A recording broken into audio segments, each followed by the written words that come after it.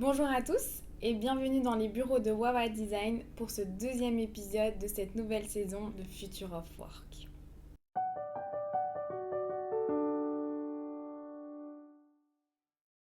Aujourd'hui, je suis en tête-à-tête avec Marie pour vous parler de la place de la femme dans le domaine du travail et plus précisément dans le workspace. Bonjour Marie. Bonjour Carrie. Comment tu vas? Ça va et toi? Très très bien. Prête pour cette nouvelle saison de Future of Work? Bien sûr, j'ai hâte que vous découvrez les nouveaux sujets. Cet épisode est un petit peu spécial parce que nous ne sommes pas en présence de Romain pour la première fois. Et je trouvais ça intéressant d'en parler aussi dans le monde du workspace parce que c'est pas forcément un sujet qu'on entend assez fréquemment. Ouais.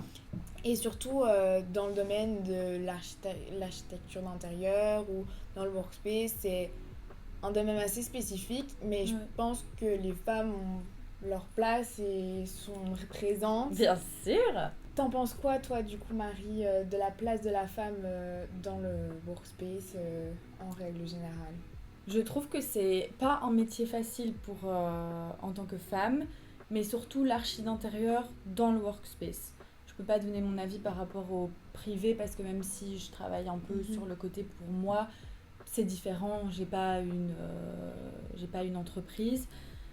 Et le domaine est vraiment différent parce que tu collabores avec des clients, alors que dans le workspace, en fait, tu collabores beaucoup avec des corps de métier. Et même s'il n'y a pas de préjudice par rapport à ça, il y a beaucoup de corps de métier qui sont des hommes, plus que des femmes.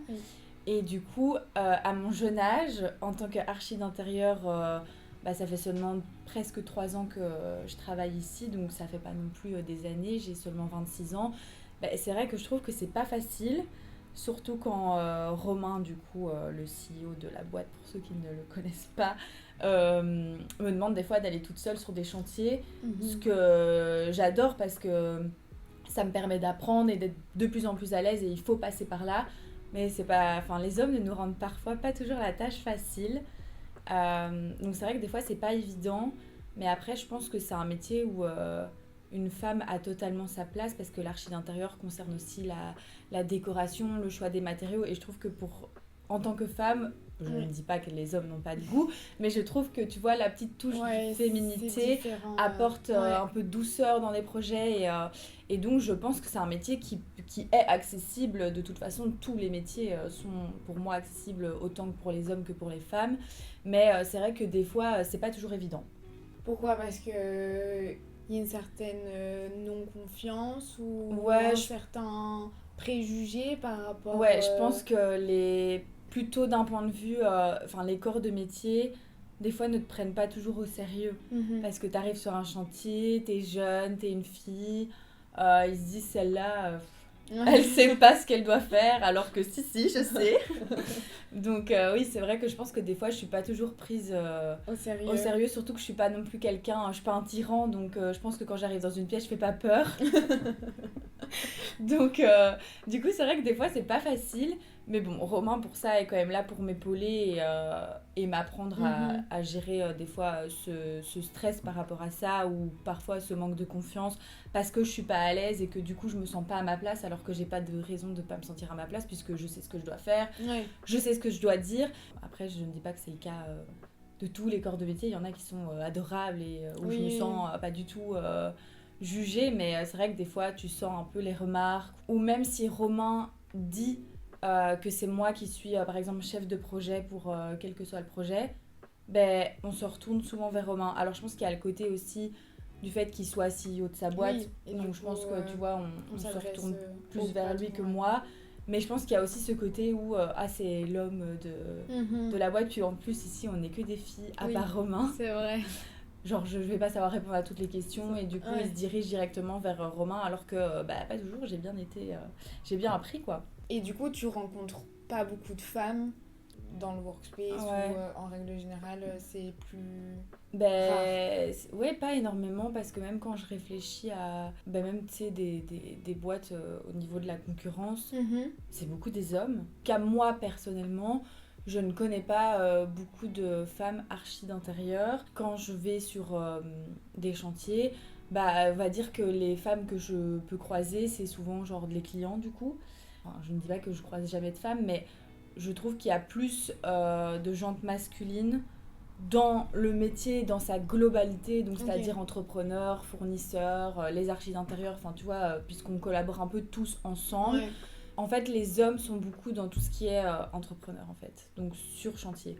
Tu vois, c'est les électriciens, les chauffagistes, les monteurs de meubles, les peintres, enfin tu vois, tout ça, les carreleurs, etc. C'est rare que je croise une femme sur un chantier bien sûr. qui fait de ses mains, quoi, tu vois. Et je pense que le côté un peu plus créatif ou commercial, parce que malheureusement, on utilise parfois aussi beaucoup l'image de la femme pour représenter l'entreprise, tu vois, genre c'est toi qui vas le faire parce que toi t'es une femme, donc ça va passer. Ça va, et ça va attirer... Bah du coup, il y a plus de... Je dirais que oui, alors je retrouve plus de femmes dans ce côté-là. Va savoir pourquoi, parce que je pense qu'une femme est capable de gérer une boîte. tout, oui, voilà, de A à Z, aussi bien, aussi mieux qu'un homme.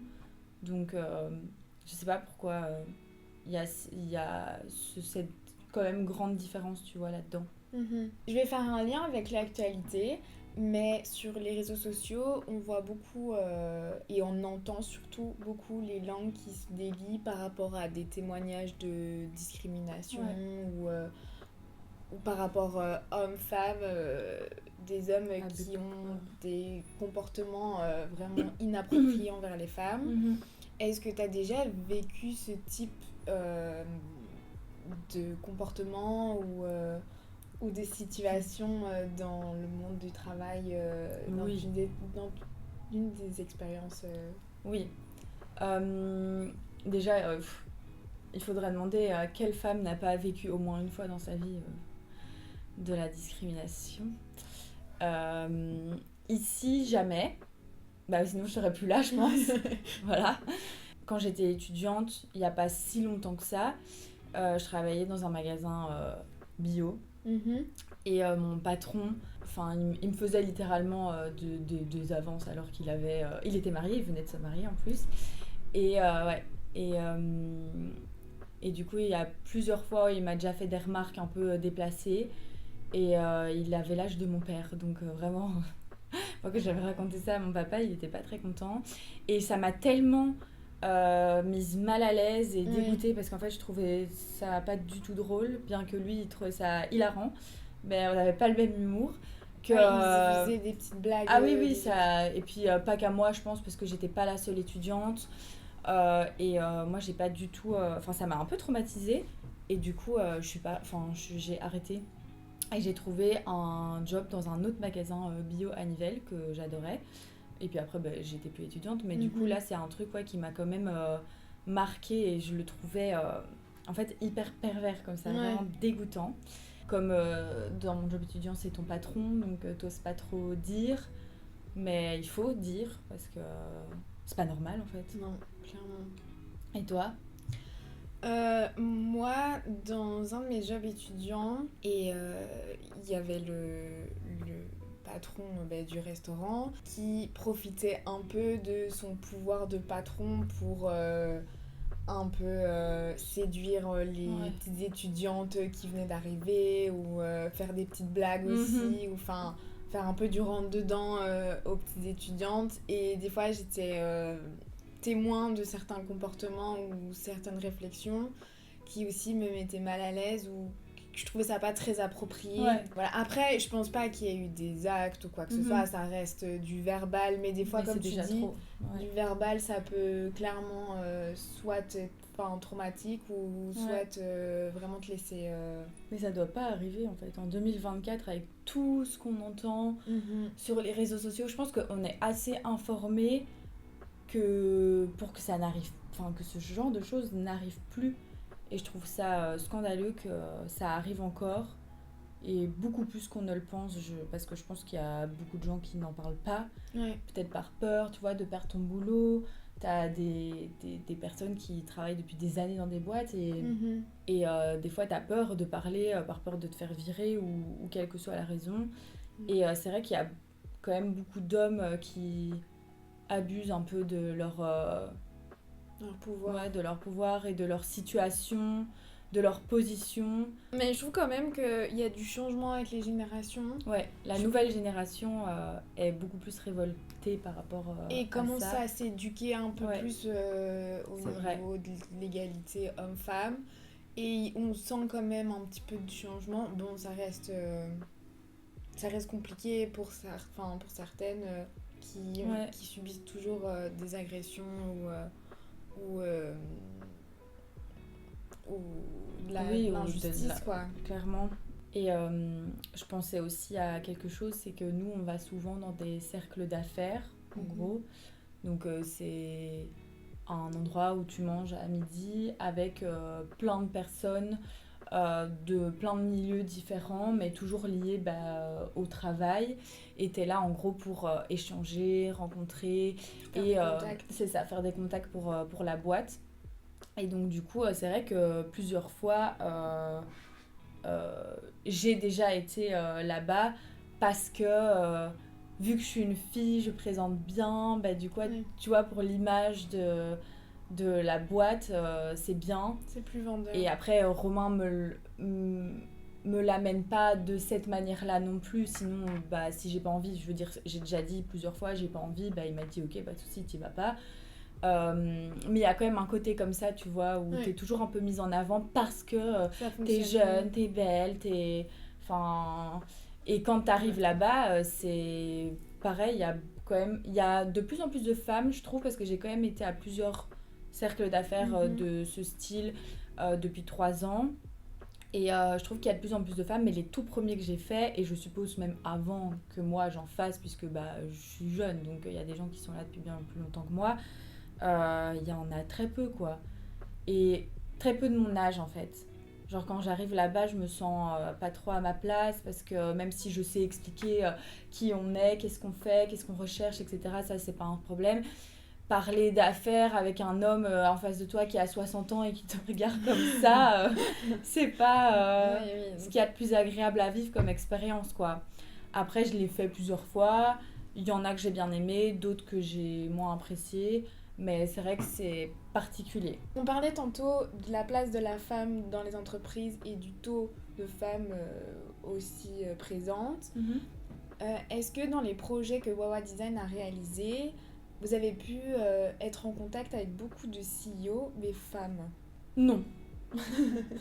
Je réfléchis comme ça, mais en tout cas, depuis 3 ans que je suis là, tous les projets qu'on a fait actuellement, il y en a un où oui, c'est sûr que c'est un projet de famille et actuellement la CEO c'est une femme. Mais sinon, il y a énormément de projets qu'on a réalisés où les CEO étaient des hommes. Par contre, ça nous est déjà arrivé plusieurs fois d'avoir, parce que c'est pas toujours les CEO qui s'occupent du projet, parce que par exemple comme un projet comme Assuralia qui est un gros projet avec beaucoup d'employés, le CEO c'était pas son job de faire ça, donc lui il a donné ce rôle là à ce qu'on appelle un chef de projet, et la chef de projet c'était une femme. Du coup, quand c'est des plus petites boîtes, souvent tu as directement affaire en direct avec la personne qui a créé la boîte.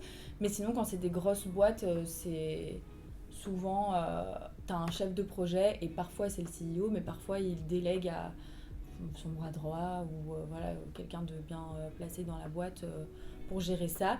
Et du coup, là, dernièrement, le dernier projet qu'on a du coup réalisé avec une femme, c'était donc Assuralia et Face aux Zinc.